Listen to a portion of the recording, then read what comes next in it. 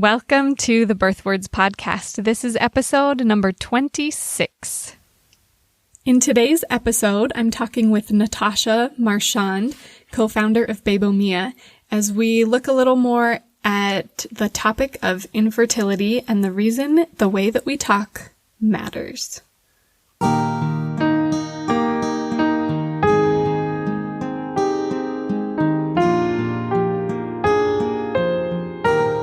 You're listening to the Birth Words Podcast. Utah-based birth doula and applied linguistics scholar Sarah Pixton digs into the language of pregnancy and birth to help expectant women claim their power as life-giving agents engaged in a praiseworthy work. This podcast aims to promote positive birth paradigms and is not intended as medical advice.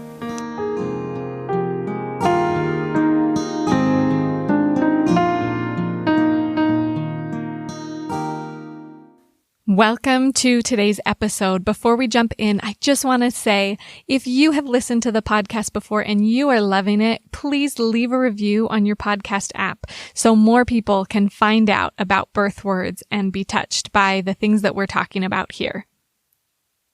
And now for today's episode.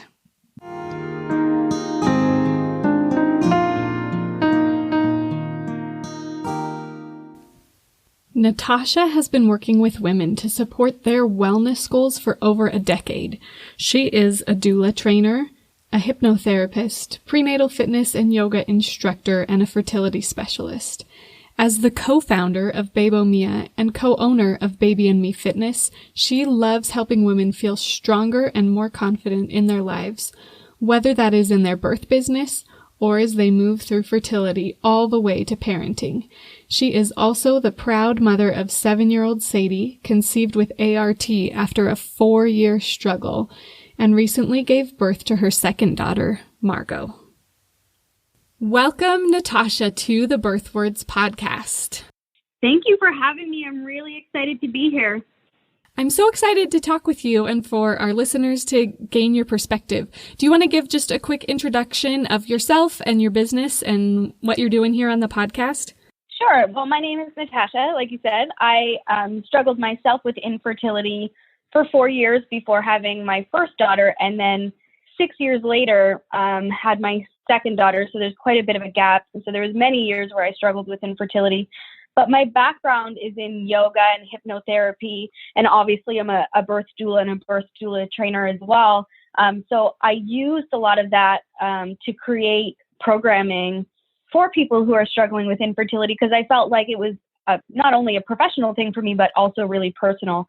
And Bebo Mia itself is a doula training organization, or a training organization that works with birth workers who want to become doulas, for example, or perhaps work in the world of infertility or fertility as a fertility doula, which is something that's new and happening right now as awareness for infertility and fertility moves forward. I love that. And one of the reasons I reached out to you specifically is because I saw that fertility doula training program on your website, and that really struck me. Like you said, it's not something that I'm really familiar with. I don't know any fertility doulas personally, but having had a small infertility journey of my own, wow, I wish I had a doula there to guide me through it, because it can be so difficult to navigate. So I'm so glad you have that going. So difficult. Yeah, I didn't have a fertility doula myself either, but because I was a doula at the time, I was a doula for many years before I had children of my own. So when I learned that this was going to be a struggle for me, when I was figuring that out, I just started applying my work as a doula into my own life. And then recognizing that there were so many other people out there who didn't have support, who were doing this on their own or in silence or in shame even. And so I started to apply that into group work and into other people until eventually it just became my work as a fertility doula. I love it. That's awesome. Okay, I'm so excited to pick your brain a little bit here today. So I have some questions for you. The first one is, what unique challenges do would-be expectant parents meet when they first come face-to-face with fertility struggles? I can speak to my own experience, and then I can also speak to the experience of other people that I've witnessed. But the biggest thing is that realization that, the idea of having children goes from that, like, when will I have children, to if I'll have children.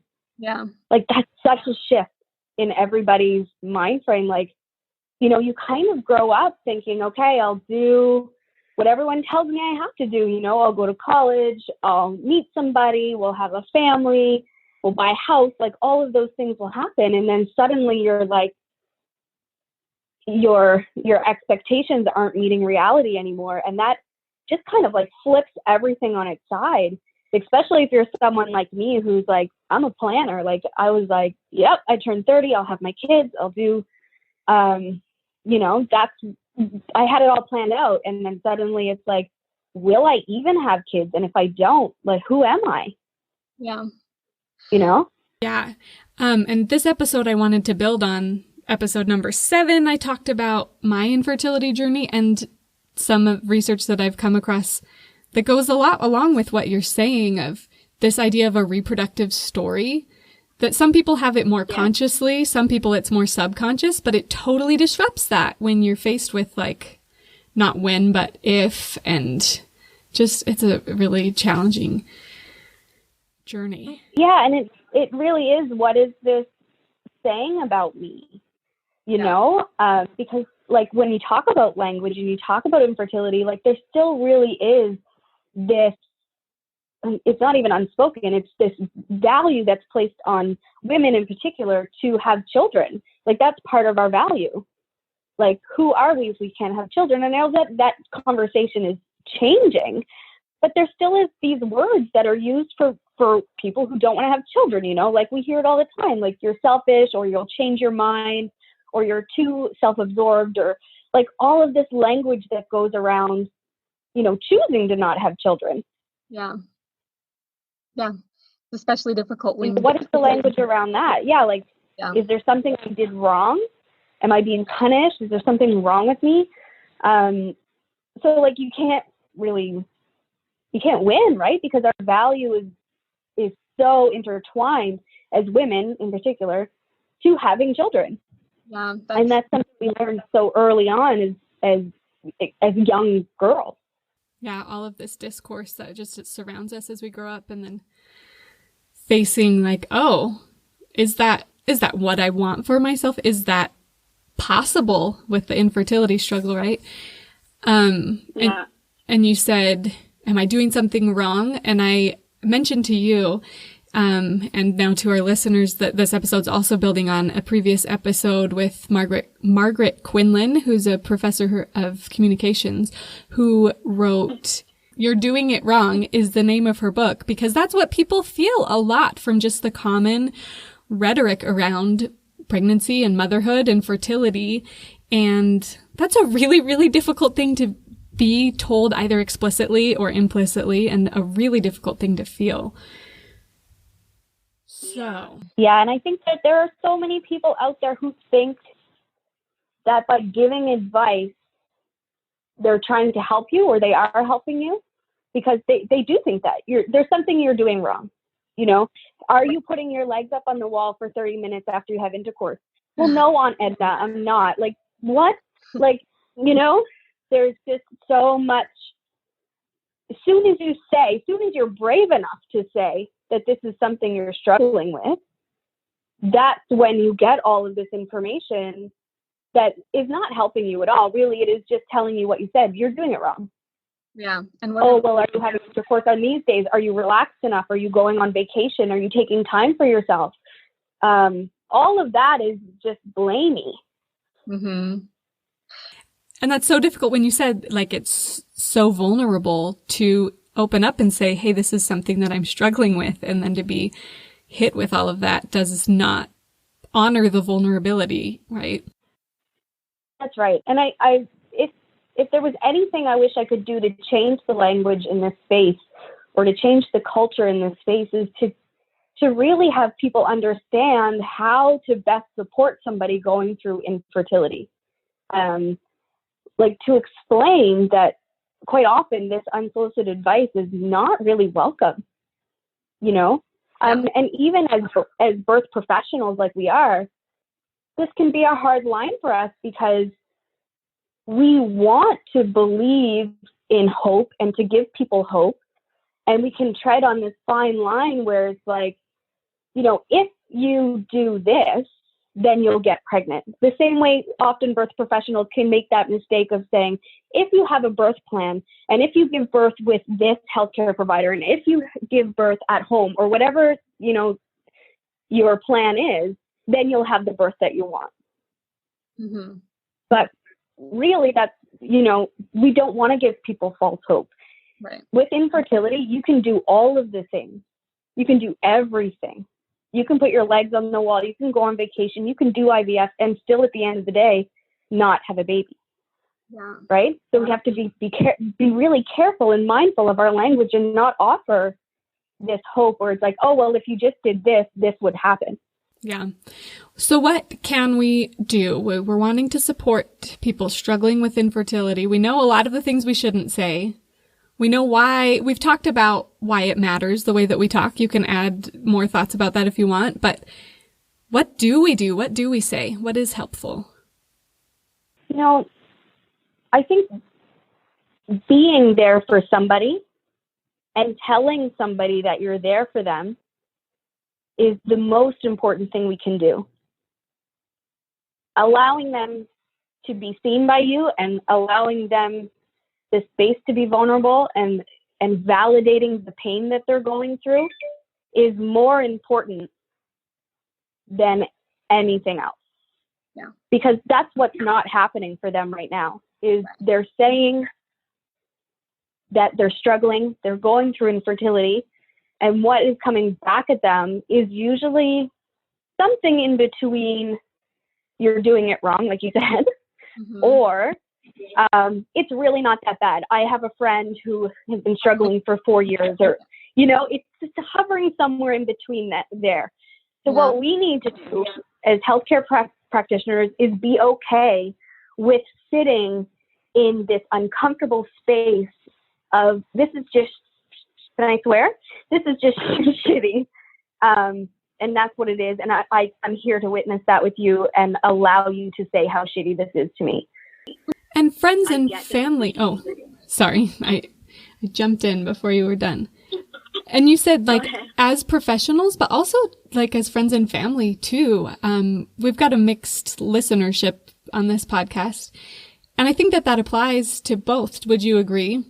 Absolutely agrees. It applies. I agree. Yeah, that's what there needs to be a shift in the way that we treat people going through infertility, because we don't talk the same way with people who have just been injured, you know? Yeah. We don't talk to people the same way who maybe just had a cancer diagnosis. This is a very special way that we talk to people who are going through infertility. We try to minimize it, or we try to be helpful, but we say the wrong things. Or there's not a recognition of how hard this really is. You know, just the little things which I'm sure you've heard before, is like, once you realize it's going to be a struggle for you to have children, if that's something you truly desire to do, even things like getting a baby shower invitation in the mail is really hard. It can put you on the ground for, you know, days or weeks. Yeah. And a lot of people don't understand that. They don't understand why you wouldn't show up. There really is not the validation around how painful this really is, how it leads to depression, how the stress rates are as high for people who are going through infertility as people who are going through cancer treatments. There's not a recognition around that. It really is like, you know, it will happen when it happens, or, you know, maybe it's not your time. There's such a minimization of the struggle that somebody is going through. And I get it. You can't really understand it until you've gone through it. But I'd love to see the culture change. Yeah. Me too. I think those are really powerful thoughts. And I think once you have gone through it too, there's also this temptation to like use it as your chance to be like, oh, I know it's hard because let me tell you about how hard it was for me, which is also not a helpful response, right? If we're truly validating someone else's grief, we're not platforming to like jump into our own, right? Yeah. As professionals, I find that's a hard line to walk, regardless of if you're a fertility doula or a birth doula, right? Because our own experiences shape what we think is good, what we think are good decisions. And that's just human nature, but our job is to come at things in an unbiased way. And so when we're working with infertility, as a professional, we're not really able to say, well, for me, this works. And so it should work for you. It really we have to really come back to being like, here's all the information. What decision do you want to make? And I'll support you through that. Yeah. I appreciate that perspective. Another question for you. So how can those dealing with infertility harness the power of our words to help them in their journey? One of the big things that I do in my work as a fertility doula is to look at the language we're using with ourselves. Yeah. So for many of us, well, for me, when I first began this journey of infertility, it was really like, I was really down on myself. I really questioned my lifestyle. I really questioned things I had done in my past. I had a lot of negative self-talk. Yeah. And I knew better because this is what I do for a living. So I had to work really hard to fix that. And I'm not trying to say that everything we have to say is positive. And when it comes to infertility, like I said, I don't want to be giving false hope. I don't want to give people, try to put thoughts in people's heads that are like, I will for sure have a baby, or, close your eyes and imagine your baby. That can be so hard and triggering for somebody who's going through infertility. So let's work on our thought process not in a way that's like positive or nothing, but in a way that's like, how can we reframe this so it feels healthy in our bodies, so we're not hurting ourselves and causing ourselves harm as we go through this. Like, we're not making it worse. So what we do a lot of the times is we come up with balanced statements. So statements that feel true or can stop that negative cycle that causes us like a downward spiral each day, like when you wake up and you're like, I'll never have a kid. And, why would I get up off the floor right now? Like that kind of language that spirals and changes your actions throughout the day. Like, how can we create a kinder and more gentle thing that you can say in the morning? So rather than saying I'll never have children, we don't go right to positive and say I will have children and wake up and expect that that's going to be the outcome. But how can we say, what, today is the day that I'm going to practice my breathing techniques, or work a little bit more on myself, or spend the day, whatever it is. Like, I really do sit down and spend a lot of time with my clients to figure out what wording would work best for them to be gentler to themselves, so the day doesn't feel as hard. Yeah. What can you be doing each and every day to make this journey better? And how can we implant that language into our subconscious rather than what was fed to us? Well, I love all of your thoughts about that.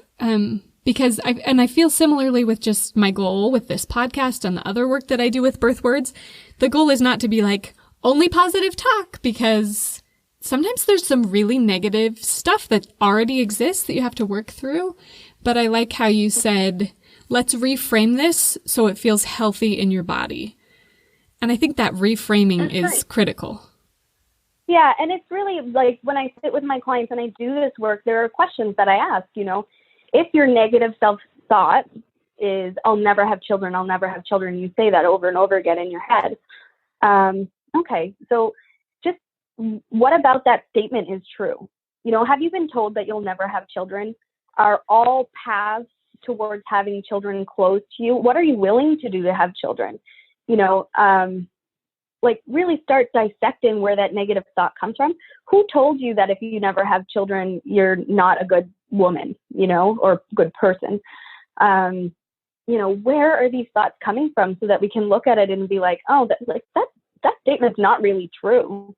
What is true is that I'm trying this avenue right now, and I'm giving it my best shot. And if this doesn't work, I'm willing to try another avenue. That sounds better, right?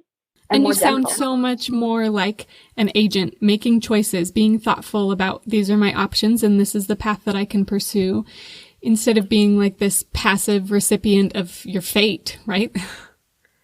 That's right. And putting some control into that, because there is obviously this sense of a loss of control, right, when you have a plan and that plan is not happening for you. Okay. I so appreciate our conversation. I'm going to wrap it up with 2 quick questions here. The first one is, if you had to describe in one word your feelings or beliefs about the fertility journey, what one word would you choose?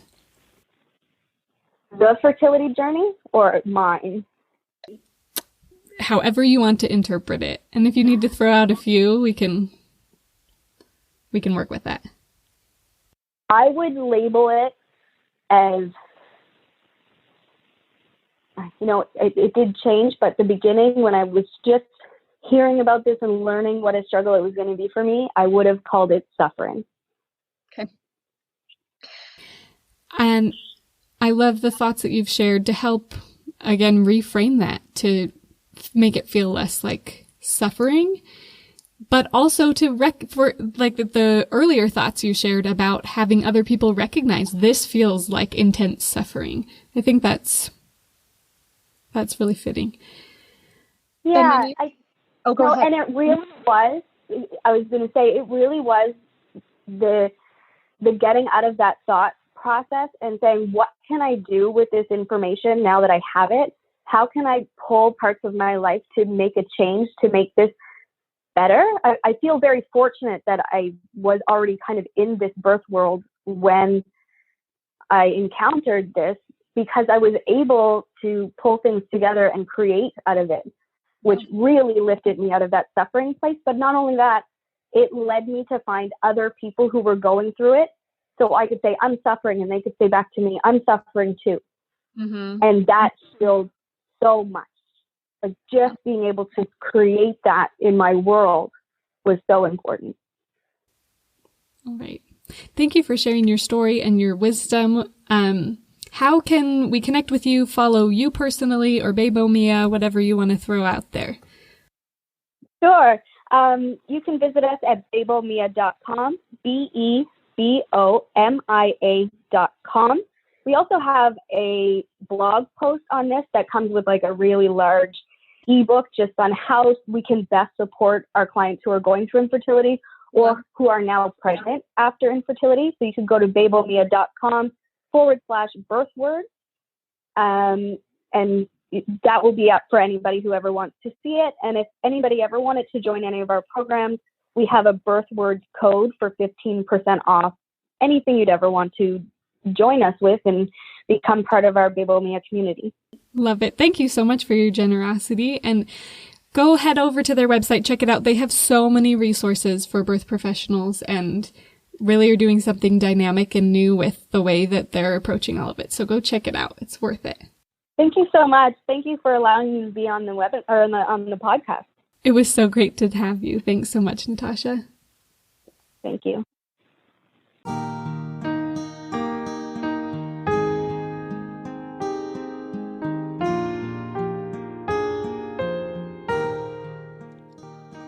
Did words play an important role in your birth experience?